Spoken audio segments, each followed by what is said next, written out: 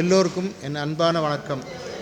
நான் இந்த பாலமலை அரங்கநாதர் திருக்கோயிலின் பரம்பரை அரங்காவலராக இருந்து நிர்வகித்து வருகிறேன். பெருமாளுக்கு 46 ஆண்டுகளாக எனது சேவையை செய்து வருகிறேன். இது எங்களுடைய பரம்பரையான திருக்கோயில். எங்கள் முன்னோர்கள் ஸ்தாபித்து நான் தொடர்ச்சியாக இன்று பரம்பரையாக அரங்காவலராக இருந்து நிர்வாகம் செய்து சிறந்த முறையில் பெருமாளுக்கு சேவை செய்து வருகிறேன். நமது இந்த பாலமலை அரங்கநாதர் திருக்கோயிலானது பஞ்சபாண்டவர்கள் அரக்குமலையிலிருந்து தப்பித்து இடும்பாசூரனை வதம் செய்து அந்த பாவ விமோசனத்திற்காக நமது பாலமலை அரங்கனை வந்து பூஜித்து சென்றதாக ஜெய்முனி மகாபாரதத்தில் இருப்பதாக நமது ஸ்ரீரங்க ஜி அவர்கள் இங்கு வந்து பிரசங்கம் செய்தபோது எங்களுக்கு தகவல் சொல்லியுள்ளார். அதே போல் ராமானுஜர் அவர்கள் 1000 ஆண்டுகளுக்கு முன்பு இந்த மேற்கு தொடர்ச்சி வழியாக ஸ்ரீரங்கத்திலிருந்து வரும்பொழுது நமது பாலமலை வழியாக காரமடை, சத்தியமங்கலம், கொள்ளேகால், மைசூர், மேல்கோட்டை சென்றதாக ஒரு வரலாறு இருக்கிறது. அப்படி பார்க்கும் பொழுது நமது சுயம்பு பெருமாள் மிகவும் பழமையான பெருமாள்.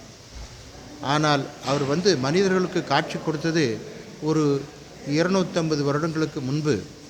இங்கே இருக்கும் ஆதிவாசிகள் காரம்பசுவின் மூலமாக காட்சி கொடுத்துள்ளார். இங்கே மலைவாழ் மக்கள் 7 கிராமங்களிலே வசித்து வருகிறார்கள்.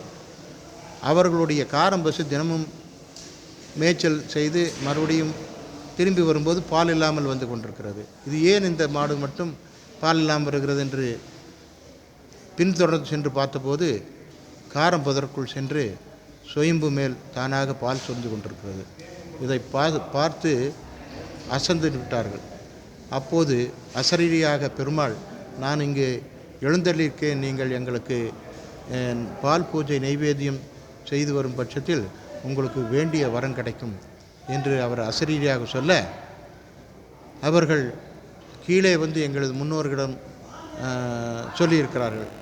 எங்களது முன்னோர்கள் மேலே வந்து பார்த்து இந்த காரவனத்தை சுத்தம் செய்து பெருமாள் இருக்கும் இடத்தில் ஒரு பர்ணசாலை போட்டு நீண்ட நாட்களாக பூஜித்து வந்தார்கள். அந்த பர்ணசாலையை தான் பெருமாள் கோவிலாக இருந்தது. ஒரு காலகட்டத்தில் அந்த பெருமாளுக்கு நாங்கள் இங்கே கோயில் கட்டினால் என்ன என்று இரவு வந்து தங்கி இருக்கிறார்கள் நாங்கள் முன்னோர்கள். அப்பொழுது நடுஜாமத்திலே ஒரு பெரிய வேட்டு சத்தம்.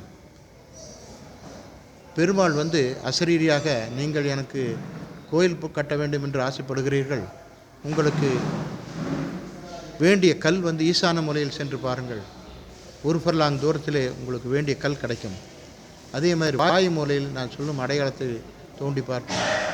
அங்கே மணல், அருமையான மணல் கிடக்கிறது, எடுத்து வந்து எனக்கு கோயில் கட்டுங்கள் என்று உத்தரவிடுகிறார்.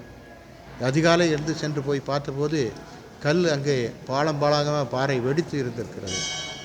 அதே போல் சொன்ன அடையாளத்திலே பார்க்கும் பொழுது மணல், அருமையான மணல் இருக்கிறது. அதை எடுத்து வந்து கருவறை, அர்த்த மண்டபம், மகா மண்டபம், முன் மண்டபம், இப்படி ஒவ்வொன்றாக ஒவ்வொரு தலைமுறையிலும் எங்கள் முன்னோர்கள் கட்டி வந்துள்ளார்கள்.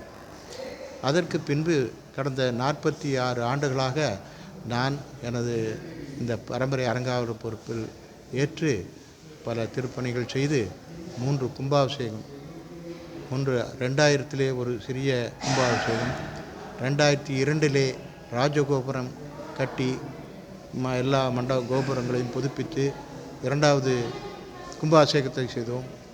3வதாக 1919ஆம் ஆண்டு இந்த சோபான மண்டபத்தை கட்டி அனைத்து கோயில் சுற்றிய அனைத்து சந்நிதிகளுக்கும் கிரானைட் செய்து புதுப்பித்து இந்த திருப்பணியை செய்து கும்பாபிஷேகம் செய்து முடித்துள்ளோம். இங்கே தினந்தோறும் அன்னதானம், வருகிற மக்களுக்கு அனைவருக்கும் அன்னதானம் கொடுத்து வருகிறோம். அதற்காக இங்கே LMW பிரிக்கால் அவர்கள் மண்டபங்கள் கட்டி கொடுத்திருக்கிறார்கள். தினமும் அனைவருக்கும் அன்னதானம் நடைபெற்று வருகிறது. திருவிழா காலங்களில் ஆயிரக்கணக்கான மக்கள்கள் அன்னதானம் உணவருந்தி வருகிறார்கள். இந்த கோவிலை பொறுத்த வரைக்கும் ஆண்டுக்கு எவ்வளோ திருவிழா நடக்குது? சித்ரா பௌர்ணமி அன்று இங்கே நமது பெருமாளுக்கு தேரோட்டம் இருக்கிறது. சித்ரா பௌர்ணமி அது 10 நாள் விசேஷம். கொடியேற்றத்திலிருந்து தொடங்கி அன்ன வாகனம், கருட வாகனம், ஆஞ்சநேய வாகனம், மற்ற அம்மன் அழைப்பு, திருக்கல்யாணம், தேர் திருவிழா, பின்பு பரிவேட்டை, தெப்பத்தேர், மஞ்சள் நீர் இன்று எல்லா நாட்களிலும் விசேஷமாக 10 நாட்கள் திருவிழாவாக இங்கு நடந்து வருகிறது.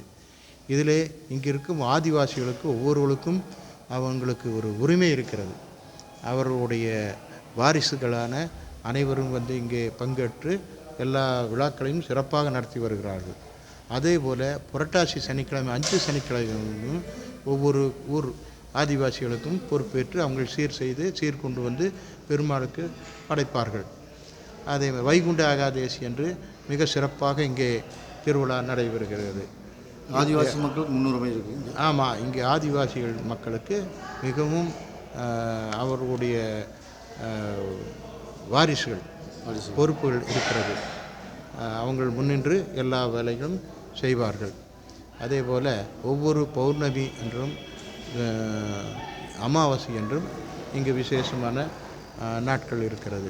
இந்த வருடம் சித்திரை திருவிழா அதை பற்றி சொல்லுங்கள். இந்த வருடம் வருகின்ற 12ஆம் தேதி மே 12ஆம் தேதி திங்கட்கிழமை சிறப்பாக திருத்தேருவிழா அதற்கான ஏற்பாடுகள் செய்து வருகிறோம். திருவிழா இப்பொழுது நடைபெற்று வருகிறது. சுமார் எவ்வளோ பக்தர்கள் வந்து கலந்துருக்காங்க? சுமார் 30,000 பக்தர்களுக்கு மேல் இங்கு கூடுவார்கள். அனைவருக்கும் காலையிலிருந்து இரவு 2 மணி வரைக்கும் அன்னதானம் நடைபெற்று வரும். ஆடல் பாடல், இந்த பஜனை மற்றும் படுகாவுடைய அவங்க நடனம், ஜமாப், இது எல்லாமே இங்கே சிறப்பாக நடைபெறும். ஆதிவாசிகளுடைய தனி வாத்தியம், அவர்களுடைய இசை, அது சிறப்பாக நடைபெற உள்ளது. அனைத்து பக்தர்களும் இங்கே வந்து பெருமாளை சேவித்து சிறப்பாக அரங்கனுடைய அருள் பெற்று செல்வார்கள். ஆன்மீக சேவை பெறுகிற வாழ்த்துக்கள். நன்றி, வணக்கம்.